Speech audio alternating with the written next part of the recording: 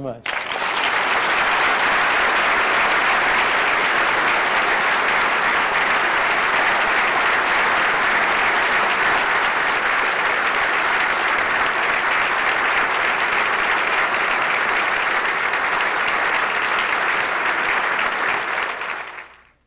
Let's start with the first question over here. Yes, sir. I believe you've just recently returned from Israel, and you were a consultant to the conservative government on economic policy. Could you relate the subject of tonight's discussion here to recent events in Israel and the policies which are being followed by that conservative government? I would be very glad to do that, because Israel is a fine example exactly of the false road we have been following. The Israel has been following what has been largely a policy moving towards socialism. It's much farther along that road than we are. The ideology of the leaders of Israel from the earliest stages was fundamentally socialist. A labor organization called Histadrut is both the largest labor organization and the largest industrial organization in Israel. And the thing that is absolutely fascinating is the extent to which you have complete disillusionment among the people of Israel with this approach and this policy. The Begin government was elected. You call it a conservative government. I don't call it a conservative government. It isn't a conservative government. I'm not a conservative. A conservative is somebody who wants to keep things the way they are. Mr. Begin wants to change things. I want to change things. Mr. Begin is a liberal in the true sense of the word. I'm a liberal in the true sense of the word. The word is now used in a distorted way. The modern liberal is liberal only with other people's money.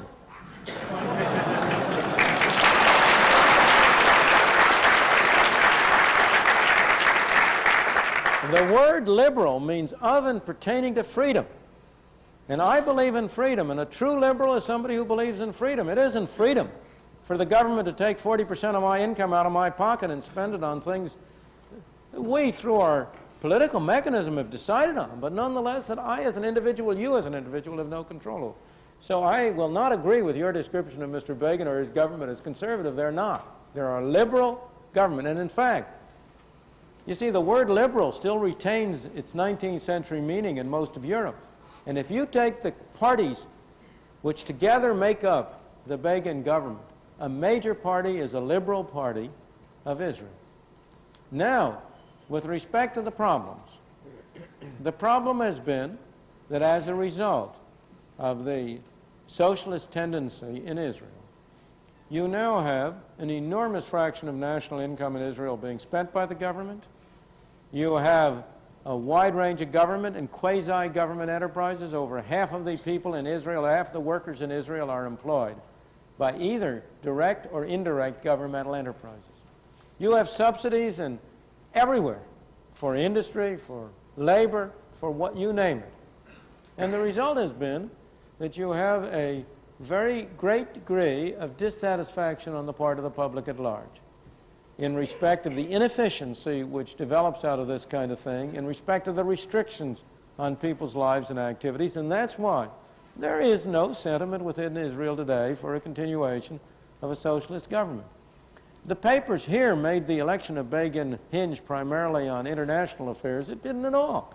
It was dissatisfaction with the domestic policy and this socialist development policy in particular that led, in my opinion, to a change of government. Now, I am not very optimistic that they will be able to resolve things or to change it. Their intentions are fine. But it's extremely difficult once you get very far along this road to go back, to turn around. And it's difficult because everybody, under those circumstances, gets a vested interest in continuing it, because everybody's being subsidized. I met, when I was in Israel, with the leaders of the Manufacturers Association, of the Agricultural Association, of the banking group, all of the various groups, the private groups, the groups that were the strongest supporters of Mr. Begin. And I opened my session with them by saying to them, you gentlemen are the greatest obstacles to a sensible economic policy for Israel. And they are. the manufacturers say, oh, of course, we're in favor of cutting out subsidies, but you should start with agriculture. And the agricultural people say, we're in favor of cutting out subsidies, but you start with industry. And the effect is you get stymied. But I wish them luck. Will they go to a truly competitive? That is the objective of many of the leaders of the new government, but I have my fingers crossed as to whether they will succeed in doing so. I hope so. Well, thank you very much, and I could not have answered better on the question of liberal versus conservative. I agree absolutely with you. Well, thank you. Very glad. Can we get some more questions here? Fine. Dr. Friedman, first I'd like to thank you on behalf of all of us of having Bob Chittister talk you into doing this program. Well, you thank Bob for talking me into it, don't thank me. I've already thanked him. But I think you've put your finger on what really concerns me and many other people in the business community, and that is this whole area of increased government regulation, the four-letter words you were talking about. I don't share the optimism that you appear to have of being able to do something about this. And I wondered if you could perhaps disclose some of the reasons why you feel that this can be changed, and perhaps at the end of that comment on the whole, to me as an example of this regulation, what's currently going on in the Senate and in this whole area of gas deregulation, because it seems to me that it's all backwards. They've got the whole regulatory thing backwards, because I've always felt that if you somehow deregulated gas, the opportunity for producers to get more for their gas, they would go on out and search for more, and then we'd have more, et cetera, et cetera. Sure. Well, I quite agree on the final thing, but it's very interesting to, that's in a microcosm what's happening all over and what the problem is. Let me say first, I am by no means persuaded that we're going to turn the corner and go the other direction. It may be that we are on the downslide and we're not going to recover. If you look at most societies over the ages, if you look at most golden ages, and we've been through a golden age, they tend to be short, 100, 150 years at the most, and to be followed by a period of deterioration and decline. That's what happened to Rome, that's what happened to Greece. No reason why we shouldn't follow the same steps. So we may go in the same direction. But the reason I have some hope is mostly the major source of hope I have, frankly, is because government is so inefficient. That's the real hope. If government were spending the 40% of our income that it now spends efficiently, I'd give up hope. But thank God they waste most of it. People complain about waste. I don't complain about waste. Tell me, would you people in this room really like the IRS to be spending its money efficiently?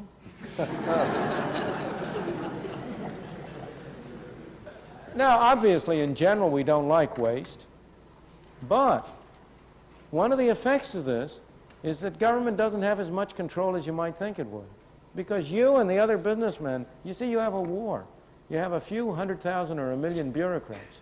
And you have 200 million people figuring ways to get around the bureaucrats. And generally, we mostly can outsmart them. Now, that wastes our substance and makes us poorer, but at least it preserves some element of our freedom. Now, that's a major source of hope, because it gives us maneuver, and it also means that the public learns that this isn't efficient. Now, the greatest source of danger, in my opinion, is in large part the business community. Don't make any mistake about it.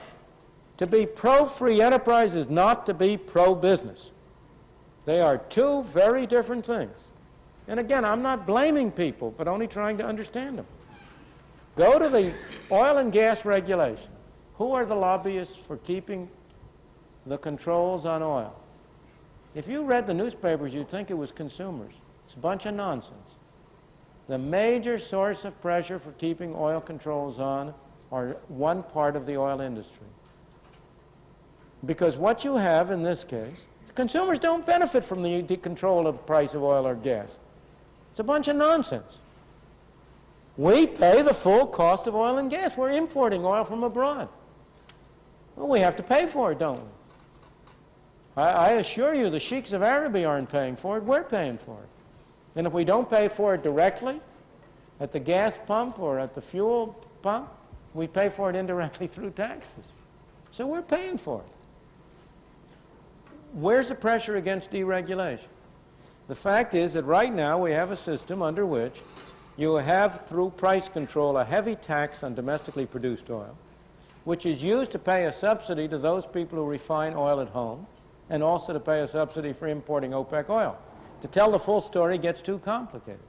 But that's the essence of it. It's one part of the oil industry versus another part of the oil industry. Similarly, there's been a great deal of discussion right now about steel. The steel industry isn't in favor of free enterprise.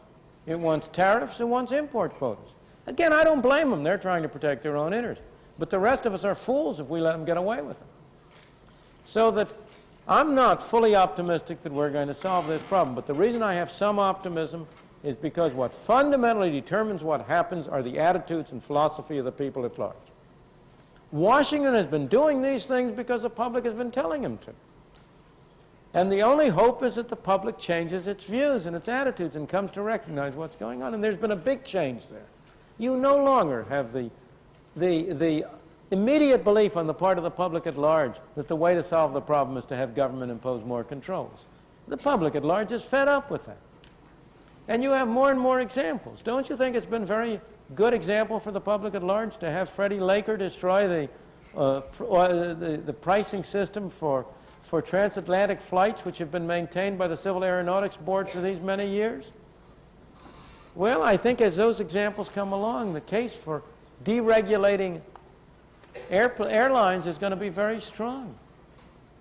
And I think you may be able to get something done. That's why I have some optimism. Yes, ma'am. Previous speakers have asked about energy and regulation. I'd like to combine the two. The industry that's historically regulated are the electric utilities, not as to price, but how, when, and where, and so forth they can do business. Sure. Is it time to consider totally deregulating them? And if so, would you deregulate the nuclear industry for the safety aspects at the same time?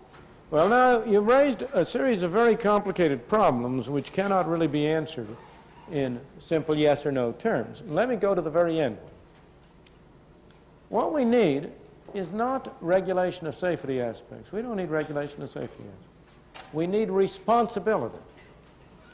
I am not in favor of our present system, under which the U.S. government provides insurance to nuclear power plants against catastrophes.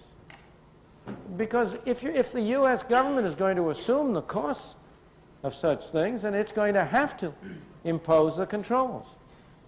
What you ought to have is a system under which a nuclear power plant would be responsible financially for the consequences of any accidents that occur. Now, of course, as you and I know, the problems in this area have been enormously exaggerated.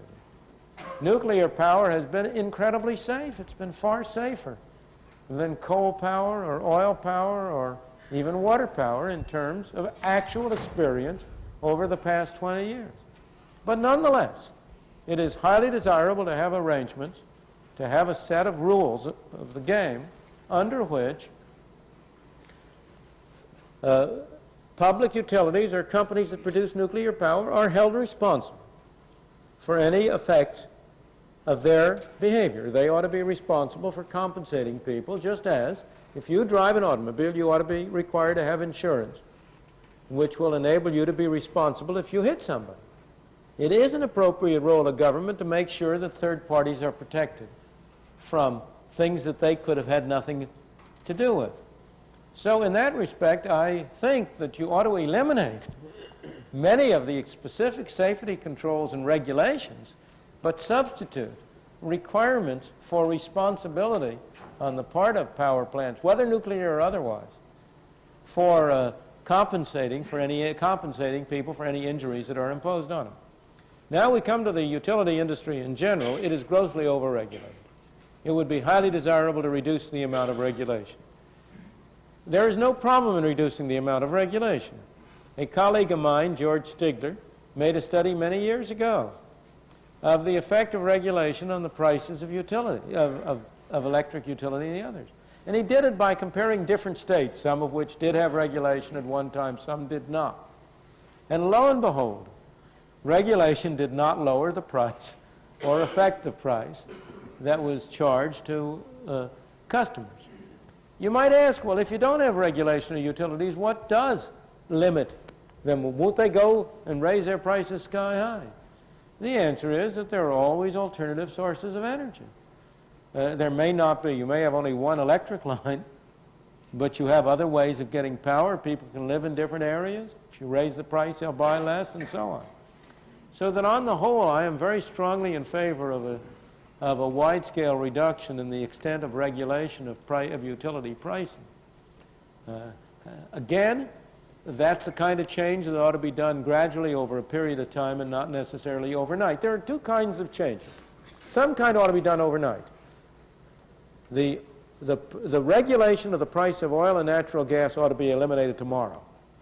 No gradualism. That's a bunch of nonsense. All it will do is do harm. If you eliminated the regulation of the price of oil and gas tomorrow, it would not affect in the slightest the prices that anybody paid at the gasoline pump or for oil and energy. It would only redistribute funds within the oil industry. On the other hand, the regulation of the prices of electricity and so on ought to be eliminated gradually over a period of time, because people have adjusted their arrangements to that, and they ought to have a chance to adapt. Yes, sir. Dr. Friedman, is there an economic system now or historically that has allowed free enterprise alone to determine which direction the economy goes? And well, secondly, I have a three-part question. Okay, fine. Secondly, in economics, you have resources. And how to best use these resources is a value judgment, but it seems to me you can have either free enterprise decide or government decide or some combination. And don't you think combination would be the best alternative? And thirdly, if I can remember it, isn't there some benefit to having the government steal our money, which is what they do effectively? They'll hold a gun to our head and say, pay us 40% of your income or go to jail. They take this money and they give it mostly to government employees. Well, the government employees spend it. The marginal propensity to consume is pretty high. So the people who were robbed have to do something creative to get the money back. And isn't this creative activity the real wealth? Well, I take it that they would have to be still more creative if 98% were being spent by the government. No, the third part of your thing is just pure fallacy from beginning to end. Because if those people who are now government employees were employed in creative activity and productive activity, they would also be spending their money. And we'd have a greater total around. All you're doing, let's suppose for a moment, take the extreme case, that 40% is being used just to have people sit around. The fact that they spend their money doesn't alter the situation. The only product there is what the 60% produce. And that 60% is divided among the 100%. If those 40% are also producing goods, then there are more goods to go around among everybody. You are just involved in a fallacy of looking at dollars, which is important sometimes, instead of looking at the real product, the goods and services that people produce and people consume. Spending isn't good. What's good is producing. What we want to have is more goods and services. And as I say, the obvious indication that that's clear is that if your logic were right, it would apply it for 50%, 60%, 70, 90, 98, 100%. And obviously you would see that that would be a bunch of nonsense at that stage. It is desirable to have some money spent by government for those things, those services that we believe we can get more usefully and more effectively through government. If people are getting their money's worth, fine. That's why it's very desirable to have governmental expenditures take place at as local a level as possible. Because you, as a citizen of a small community, can judge whether you're getting your money's worth. You can decide that you want to spend it. But when it comes to the federal government, you tend to think that you're spending somebody else's money. And you are in a way. But he's spending yours. All right, now let me go back to the first two items. Is there any example of a society in which the fundamental determination of the direction of activity was determined by free enterprise, by free competition? Of course. most of history, most of societies today. The government does have 40% of our income that it spends, but it wastes half of it. So that as a matter of effective matter, 80% of our resources are being determined by free enterprise now. And if I go back to the whole period of the 19th century, to the whole period of the great growth of the U.S., to Britain in the 19th century, the period when Britain emerged as a leader of the nation, at the height of Britain's power as a leading nation in the world, at the time of Queen Victoria's Jubilee in 1899, I think it was, or something, celebrating the 50th anniversary, the Golden Jubilee of her reign, when Britain ruled the waves and had an empire on which the sun never set. Total government spending in Britain was 10% of the national income. So, of course, there have been many examples over time at which free enterprise has dominated and predominantly been the major source of determination. Today, it's true in Hong Kong and Taiwan, in many countries around the world. All right, now your second question is, does not the allocation of resources involve value judgments, and isn't it better to have that value judgment shared by government and the people? Who is government? What's government? Is that something other than you and me? Is that something than us operating through a different mechanism? Who can make value judgments? Only people. Resources don't make value judgments. Governments don't make value judgments. People make value judgments. And the question is, what is the most effective way in which we as people can jointly, cooperatively, express our values? No, we express some of them individually in the family at home, separately, people, you and I alone. We express some of them by doing things for ourselves. We express some of them through voluntary groups, Boy Scouts, churches, charitable organizations. We express some of them through cooperation on a broader scale on a free market, through business enterprises that serve as intermediaries between people selling their productive services, producing products, and selling the product. We express some of our values through doing things through government. And there's nothing wrong with doing that, provided we keep in control and don't let the government become the master instead of the servant. And the real problem is, in my opinion, that as we move from the local community to the state, from the state to the federal government, it becomes increasingly difficult for us to control the mechanism we have established. And that mechanism tends to control us. That was the great wisdom of the founding fathers of this country, of the people who wrote the Constitution. That Constitution was designed to limit government's powers in order to preserve the freedom of the individuals. And what has happened in the past 50 years is that the fundamental character of the Constitution has really been changed. We have broadened enormously the conception of what is a governmental power and what is not, and have departed from that limited government until we have created a Frankenstein, an unlimited government that threatens to destroy us. Let's go to the next question. Dr. Friedman, in last year's presidential campaign, a great deal of discussion was lent to the repeal of Section 14B of the Taft-Hartley Act. Could you give us some indication of your view on that, in particular to the restriction of freedoms of individual workers? Yeah. Well, that's, again, the problem of right to work, which is what's involved, is a very difficult and complicated problem to discuss, but it's very relevant to the subject tonight, and I'm glad you raised it. In principle, I am not in favor of laws either requiring workers to join a union or preventing workers from having a closed shop. There's a very interesting thing, that on a level of principle, you can no more justify a right-to-work law than you can justify a yellow dog, the law against yellow dog contracts. Both of them are wrong. The Fair Employment Practices Acts, in my opinion, are wrong. because they interfere with freedom of contract. People should be free to contract as they wish. The right-to-work laws are in principle wrong because they are an interference with the freedom of employers to contract with a closed shop. And yet, on the other hand, as a practical matter, 14b prevents the imposition of a closed shop by governmental measures. What you've got is a situation here in which you have two wrong things, and you've got to choose among the lesser of the evils. The repeal of 14b would make it impossible for states to get out from under governmental regulations, federal government regulations, which in effect have the effect, even though this isn't legally their wording, they have the effect of mandating closed shops, even where both employers and workers might not want it.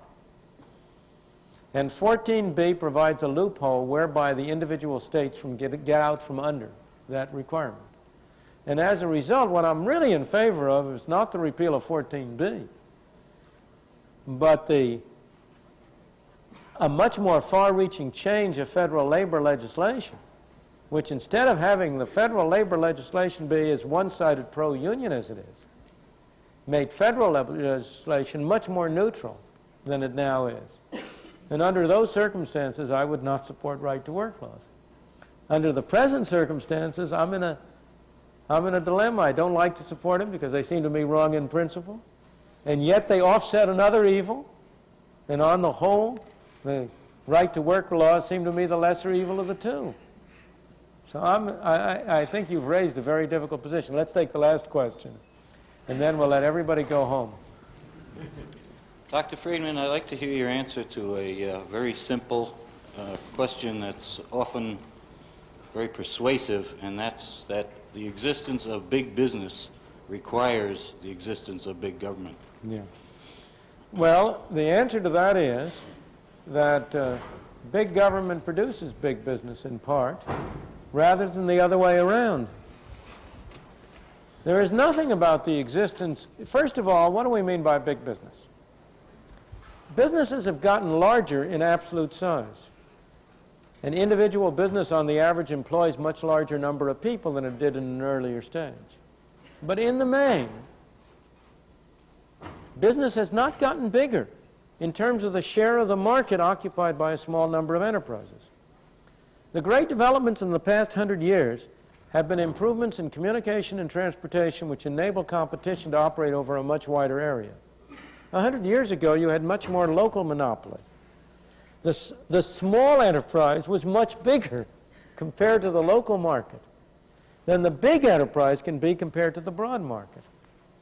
Now, what's the problem of big business? There's no problem of big business, there's only a problem of monopoly. The problem is to try to avoid a situation in which you have only one potential employer or one potential seller of a product. What would be the most effective way of doing that? The most effective way of doing that is to have complete free trade, to have competition from all over the world. That would almost assure that no company could be in a monopoly position. Under those circumstances, what do you need big government for? Moreover, if you look at the way in which government has become big, it hasn't become big that way. Look at the federal government. What's made it big? What's the department in the federal government today that spends the most money? Health, education, and welfare. The big growth has not been in anything whatsoever having to do with big business. It's been in taking money from some people and giving it to others. It's been in the transfer payments, Social Security, welfare programs, food stamps, all of the rest of it, not in anything having to do with big business. So I think the argument that big business requires big government is a bunch of nonsense. It just is not in accordance with the facts. That if I subtracted from government those activities which have nothing to do with big business, I would be left with a very small government. Now, people ask a very different question that is related to what you say, and that's one I want to answer briefly, and then we'll have to terminate this. People say, well, what difference does it make whether it's General Motors you're dealing with or the U.S. government you're dealing with? Both are big enterprises, bureaucratic enterprises. Aren't you just as badly off? There's an absolutely fundamental difference. General Motors cannot get $1 from you unless you're willing to hand it over. It cannot send a policeman to take $1 out of your pocket. The U.S. government can. That's a fundamental difference. And as a result, I don't believe big business is the kind of threat that big government is. Thank you very much.